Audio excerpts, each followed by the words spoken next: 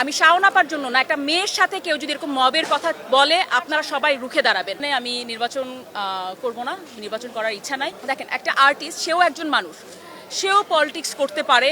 এবারের পরিবেশটা আমার কাছে আরও বেটার লেগেছে এবং আমার মনে হয় যেন রেজাল্ট পর্যন্ত এই কন্টিনিউটিটা থাকে, যেন কোনো অপ্রত্যাশিত এমন কিছু না দেখি বাসায় যেখানে যে মানুষ আবার এটা নিয়ে আবার কথা বলছে। মাঝখানে লাস্ট কয়েকবার অনেক অপ্রত্যাশিত ঘটনা দেখেছি। আজকে এবারের প্রত্যাশা হচ্ছে যারাই নির্বাচিত হোক না কেন তারা যেন এফডিসির জন্য কিছু করে এবং তার পাশাপাশি যারা শিল্পী রয়েছে তারা তাদের একটা বড় সময়, ইউথের একটা যৌবনের একটা বড় সময় এফডিসিতে কাটিয়ে দেয়, কাজ করে। কিন্তু তাদের যখন বয়স হয় তাদের কাজের সেরকম সুযোগ থাকে না। সেই সুযোগটা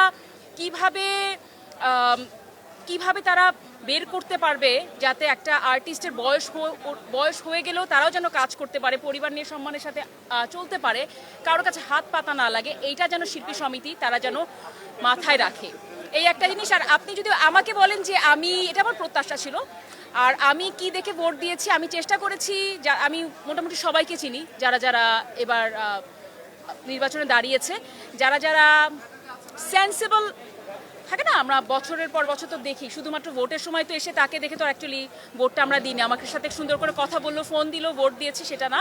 যাদের সাথে সবসময় কথা হয় বা দেখেছি সবসময় সেন্সিবল, তাদেরকে ভোট দেয়। আমি নির্বাচন করব না, নির্বাচন করার ইচ্ছা নাই, না সুপ্রিম কোর্টেও ইচ্ছা নাই, এখানেও ইচ্ছা নাই নির্বাচন করার। আমি আমার কাজ নিয়ে ব্যস্ত থাকতে চাই এবং সেটা কারণ নির্বাচন করতে গেলে মানুষকে অনেক ফোন দেওয়া লাগে, আলাদা আলাদাভাবে বলা লাগে, মানে কি বলবো, অয়েলিং করা টাইপের বা যেটাই বলেন না কেন, সবাইকে আলাদা আলাদাভাবে বলা আমার পক্ষে সম্ভব না। আমি নির্বাচন করতে চাই না কখনো। আর কখনো যদি মাথা খারাপ হয়ে যায় সেটা আমার আলাদা বিষয়, যে আচ্ছা না আমি নির্বাচন করতে চাই, কিন্তু কখনো যদি নির্বাচন করি সেটা সেই সংস্থার ভালোর জন্য হলেও হলে চেষ্টা করবো। বাট তাছাড়া আমার নির্বাচন করার অ্যাকচুয়ালি কোনো ইচ্ছা নাই। এবং একটা কথা আমি আপনাদের, যেহেতু এখানে অনেক ক্যামেরা আছে সে কারণে আমি বলতে চাই, দেখেন, একটা আর্টিস্ট, সেও একজন মানুষ, সেও পলিটিক্স করতে পারে। I have nothing to say there. হ্যাঁ, আমাদের অনেক আর্টিস্ট আছে যারা পলিটিক্স করে এবং সেটার জন্য সুবিধা পেয়েছে এবং অনেক অসুবিধারও শিকার হয়েছে, আগেও হয়েছে, এখন হয়েছে। That's the norm of the politics. But আমি যেটা বলতে চাই, সবার ঊর্ধ্বে সে একজন মানুষ এবং এফডিসিতে সে যখন আসে সে একজন আর্টিস্ট।